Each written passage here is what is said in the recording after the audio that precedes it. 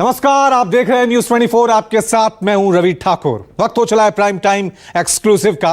2024 के लोकसभा चुनाव में दो लड़कों की जोड़ी ने बीजेपी के एक दशक के वर्चस्व को खत्म कर दिया था। आरक्षण, संविधान और पीडीए के सहारे राहुल अखिलेश की जोड़ी ने बीजेपी के किले में वो सेंध मारी की कि सीधा 62 सीटों से बीजेपी 33 पर आ सिमटी। ऐसे में अखिलेश का हौसला हाई है तो वहीं कांग्रेस भी पीडीए को लेकर अपनी दावेदारी पेश कर रही है। हालांकि अब यूपी में इसी पीडीए का टेस्टिंग ग्राउंड बना है 10 सीटों पर होने वाला उपचुनाव। लेकिन उपचुनाव में कांग्रेस की 50-50 वाली डिमांड ने अखिलेश की टेंशन बढ़ा दी है। साथ ही यूपी में गठबंधन पर सवालिया निशान लगा दिया है। ऐसे में क्या अब जंग पीडीए बनाम पीडीए ही होने वाली है? क्या दो लड़कों की जोड़ी यूपी में एकजुट रहेगी? यह महत्वपूर्ण सवाल है।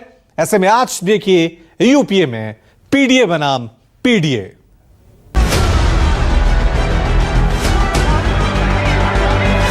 पीडीए ही एनडीए को हराएगा। मैं आपको लिख के दे रहा हूं, उत्तर प्रदेश में इंडिया गठबंधन का तूफान आ रहा है।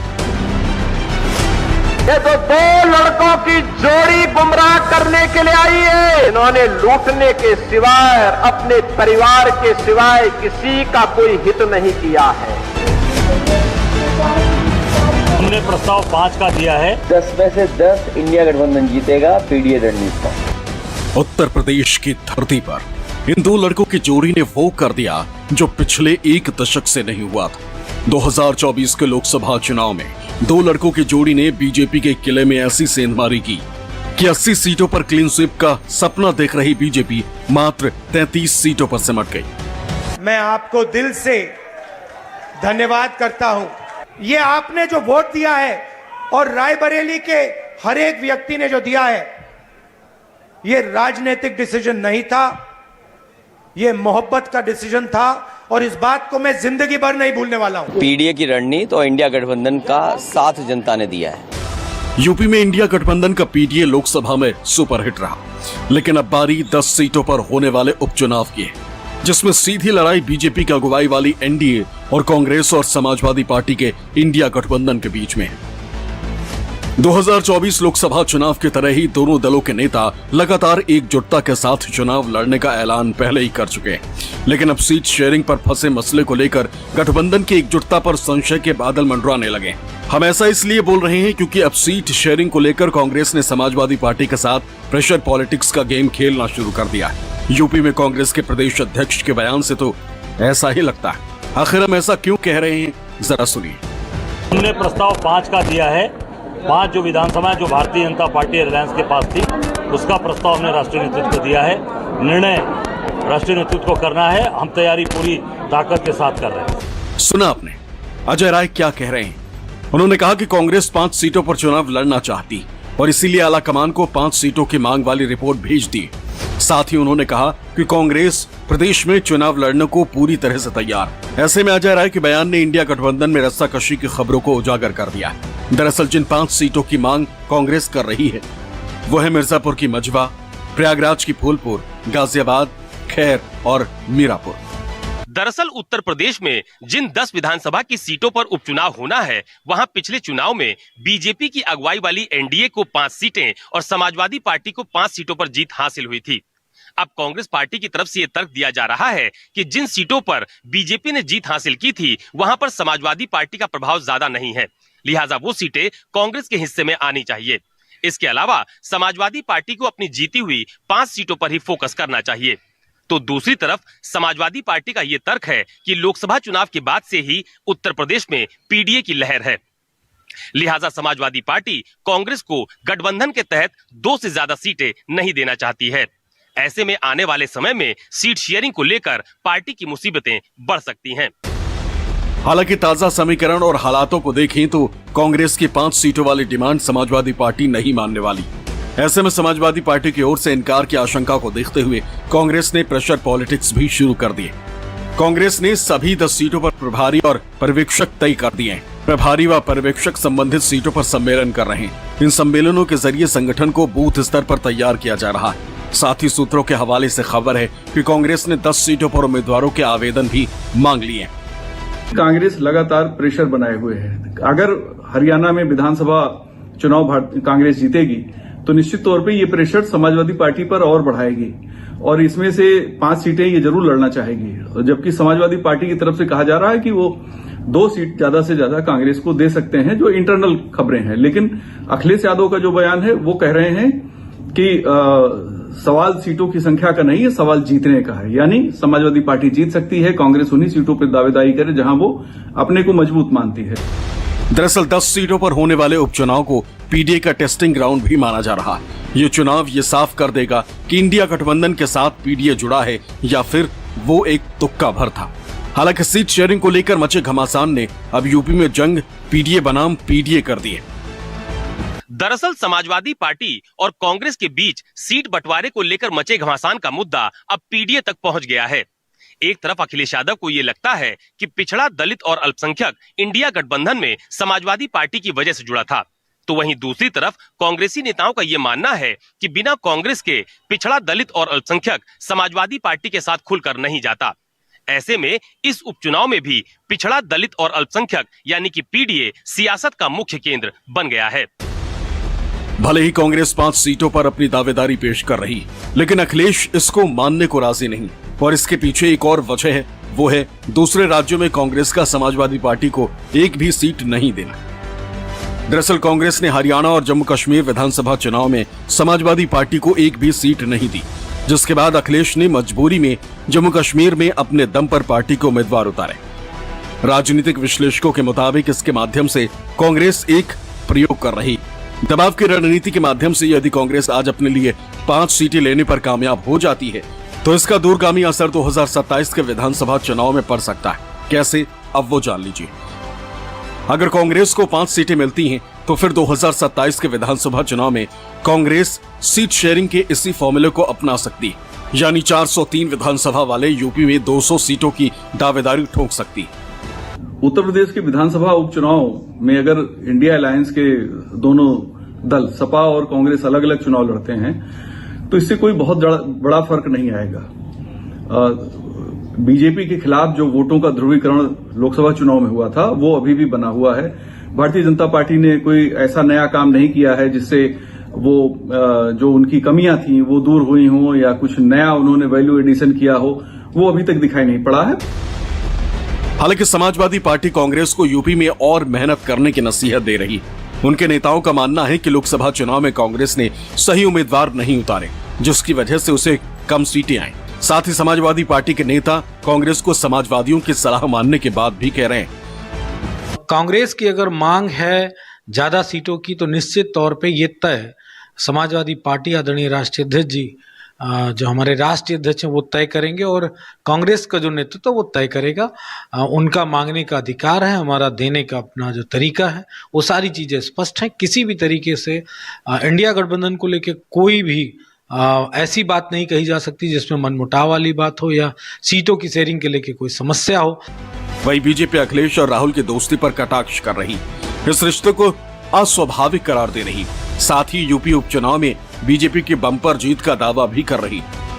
सपा और कांग्रेस की दोस्ती बिल्कुल अस्वाभाविक दोस्ती है।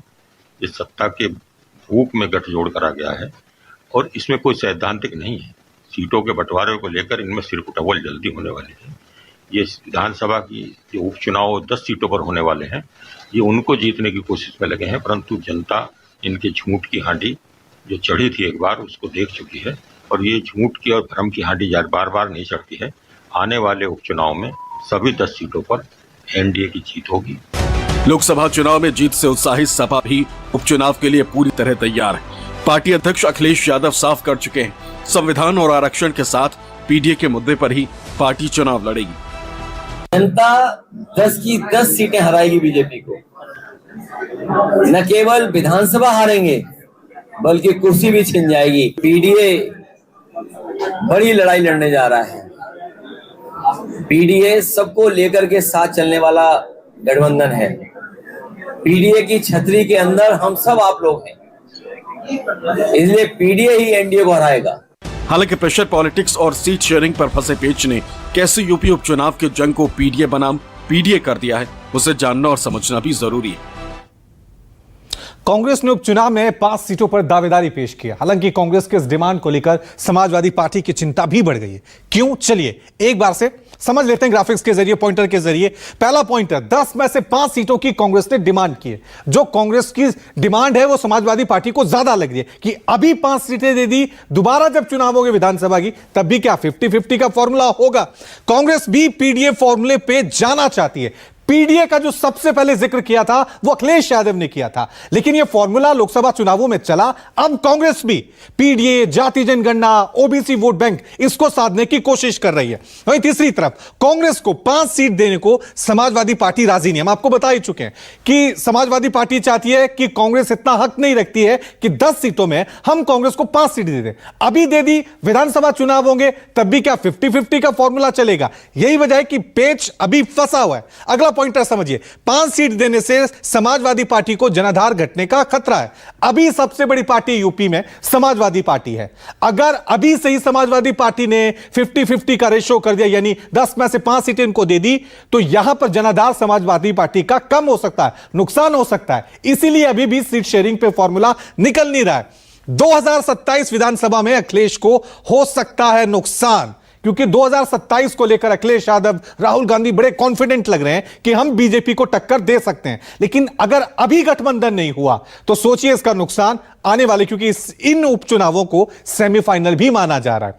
तो नुकसान यानी हो सकता है, यह देखने वाली बात होगी। अखिलेश यादव के लिए एक तरफ कुआं तो दूसरी तरफ खाई है, इस तरह के हालात बन गए हैं। अगर वो कांग्रेस की डिमांड मानते हैं तो फिर उसके जनाधार को डेंट लगेगा, और नहीं मानते हैं तो गठबंधन में खटास पैदा होगी, जिसका फायदा विरोधी दलों को होगा। ऐसे में अब देखने वाली बात होगी कि आखिर कैसे अखिलेश कांग्रेस के साथ सीट शेयरिंग वाले पेच को सुलझाते हैं। 2017 का विधानसभा चुनाव भी सपा और कांग्रेस ने साथ मिलकर लड़ा था। उस वक्त के चुनाव में इसको 2 लड़कों की जोड़ी के रूप में पेश किया गया था। उस वक्त सपा 298 सीटों पर लड़ी थी और कांग्रेस ने 105 सीटों पर प्रत्याशी उतारे थे। उसके बाद 2024 के लोकसभा चुनाव में इंडिया गठबंधन के तहत सपा ने 63 सीटों और कांग्रेस ने 17 सीटों पर प्रत्याशी उतारे। इंडिया गठबंधन ने बीजेपी को पछाड़ दिया। सपा ने 37 और कांग्रेस ने 6 सीटों पर कामयाबी हासिल की। अखिलेश यादव इस तरह की ही किसी फॉर्मूले के लिहाज से आगे बढ़ना चाहते हैं। 2024 के लोकसभा चुनाव की तरह ही उपचुनाव में भी समाजवादी पार्टी यूपी में कांग्रेस को 1 या 2 सीट ही देना चाहती है।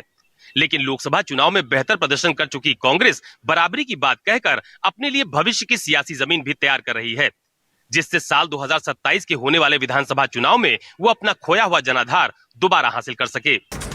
आज की तारीख में एक बात साफ हो चुकी है कि यूपी सियासत की चाबी पीडीए यानी पिछड़ा, दलित और अल्पसंख्यक के पास ही है। ऐसे में चाहे बीजेपी हो या फिर कांग्रेस और समाजवादी पार्टी, सभी खुद को पीडीए हितैषी दिखाने में जुटे हैं। ये पीडीए गठबंधन 90% लोगों का है, जिसमें पिछड़े, दलित भाई, अगड़े, आदि आबादी और अल्पसंख्यक में मुसलमान भाई, चाहे बौद्ध हो, जैन हो, सभी लोगों को शामिल किया है। और ये 90% लोग इस सरकार के खिलाफ हैं। श्री अखिलेश यादव जी जो जातिवाद करते हैं, परिवारवाद करते हैं, गुंडों अपराधियों का संरक्षण करते हैं, तुष्टीकरण की घटिया और घिनौनी राजनीति करते हैं, वो कभी पिछड़ों को भला चाहेंगे? पिछड़ों के, दलितों के जन्मजात दुश्मन अगर मैं कहूँ तो श्री अखिलेश यादव जी एंड कंपनी है। यूपी के विधानसभा उपचुनाव इंडिया और एनडीए दोनों गठबंधनों के लिए नाक की लड़ाई। ये जितना सीएम योगी आदित्यनाथ और पूर्व सीएम अखिलेश यादव के लिए मायने रखता है, उतना ही कांग्रेस के सबसे बड़े नेता राहुल गांधी और बीएसपी अध्यक्ष मायावती के लिए भी, क्योंकि इन चुनावों में जीत हार से नेताओं का कद तय होगा। बीजेपी उपचुनावों के बहाने यूपी में वापसी करना चाहती, तो वहीं मायावती यूपी में अपने दल की खोई हुई जमीन तलाश रही। वो राजनीतिक रूप से सक्रिय, यानी सभी दलों और नेताओं के लिए यूपी अहम है, इसलिए यूपी को लेकर दावे भी सभी कर रहे हैं। विकास भी चल रहा है, लोक कल्याण भी है, सुरक्षा का बेहतर माहौल भी है, तो स्वाभाविक रूप से समाजवादी पार्टी को और कांग्रेस को परेशानी होगी ही, बहुजन समाज पार्टी को परेशानी होगी ही। बीजेपी इतना बुरा हारेगी उत्तर प्रदेश में जिसकी आप कल्पना नहीं कर सकते। लोग इंतजार कर रहे हैं बस चुनाव कब हो जाए। बीजेपी जानती है कि 10 सीटों पर होने वाले उपचुनाव में उसकी राहें उनके लिए आसान नहीं होने वाली। और यही वजह है कि अब उपचुनाव में यूपी में कमल खिलाने की जिम्मेदारी खुद सीएम योगी ने संभाल ली। सैकड़ों हिंदुओं की खून से जिसके हाथ रंगे हुए थे, ऐसे दुर्दांत माफिया के मरने पर ऐसे मातम मना रहे थे जैसे इनका कोई सगा चला गया हो। बहनों और भाइयों, ये पीडीए का वास्तविक चरित्र है। अखिलेश यादव भी लगातार जिलों के नेताओं से मिल रहे हैं, जहां विधानसभा उपचुनाव होने हैं और सीट के हिसाब से रणनीति तय कर रहे हैं। जातीय जनगणना और संविधान का सवाल लगातार खड़ा कर रहे हैं। जातीय जनगणना सामाजिक न्याय का रास्ता है। जातीय जनगणना सबका साथ सबका विकास का रास्ता है और जातीय जनगणना से समाज जुड़ेगा, समाज बटेगा नहीं। और जो लोग बांटते रहे हैं, जो समाज को तोड़ते रहे हैं, वो लोग अगर कहें कि जातीय जनगणना से समाज में दूरियां होंगी, ये तो वही कहावत हुई, उल्टा चोर कोतवाल को डांटे।